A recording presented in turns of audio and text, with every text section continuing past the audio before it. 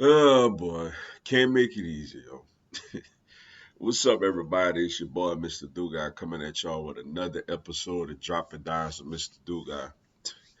And today I'm going to talk about last night's Eastern Conference Game 4, as you have the Miami Heat falling to the Boston Celtics 116 to 99, and now the series heads back to Boston 3-1.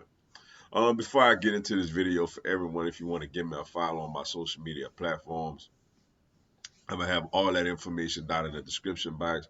May not always get a chance to respond to questions and comments on these videos, so feel free to DM me. Whenever I get a chance to, I'll get back at you. Come holler at your boy. Also, if you're a Madden player on Xbox One, I'll have my Xbox One gamer tag in the description box also. This is an annoying loss. It really is. I feel like you know, my stars, I feel like didn't really come to close this thing out. And look, Jimmy had 29 points. And you look at the box score and be like, oh, okay, Jimmy did what he was supposed to do. But it was not an impactful 29 to me. Not only was it not impactful, Jimmy missed a lot of makeable shots, yo. And obviously it can't all be on him, and he's not the main culprit in this thing, but he's one of the two main culprits to me. The other one is Bam. Bam went back to the old playoff Bam, yo. 10 points, 5 rebounds. Look, all through this series, Bam has been dominant. Bam has been by far the best big man out there. And he got drastically outplayed by Al Horford last night. And that's unacceptable. I felt like Caleb Martin and those guys came to play. Struce was very quiet. But your stars got to show up, man. In big opportunities like that, your stars got to show up. Boston, tip your hat to them.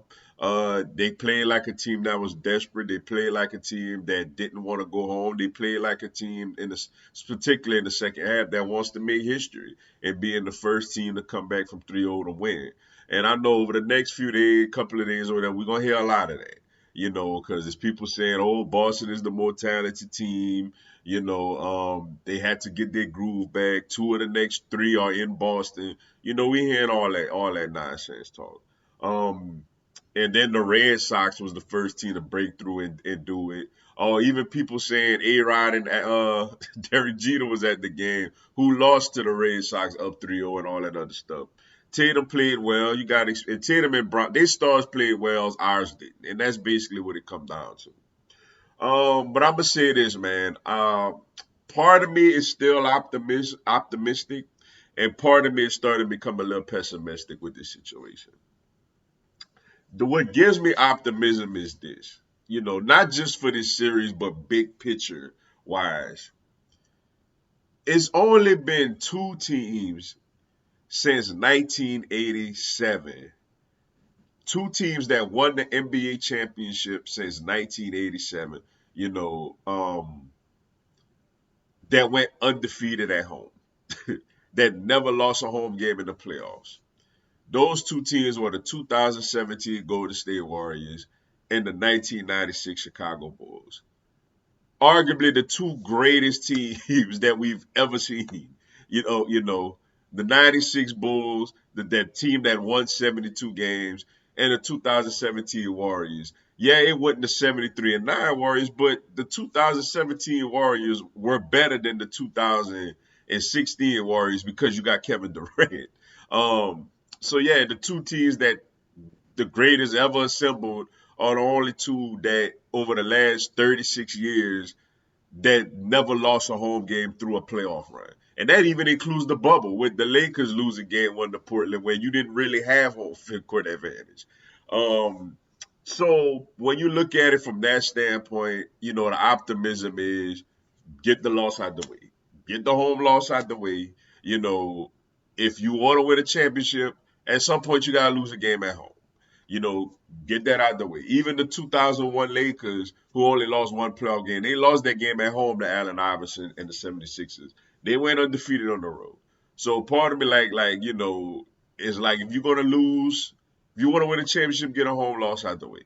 That gives me a lot of optimism. You look back '06, we lost in the second round Eastern Conference Semis. We got blown out game one at home to New Jersey.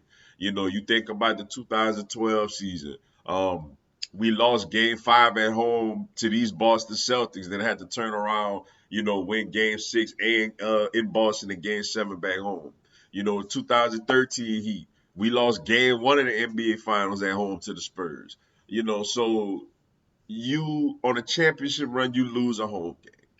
Now, what does give me pessimism about this is Boston is the more talented team.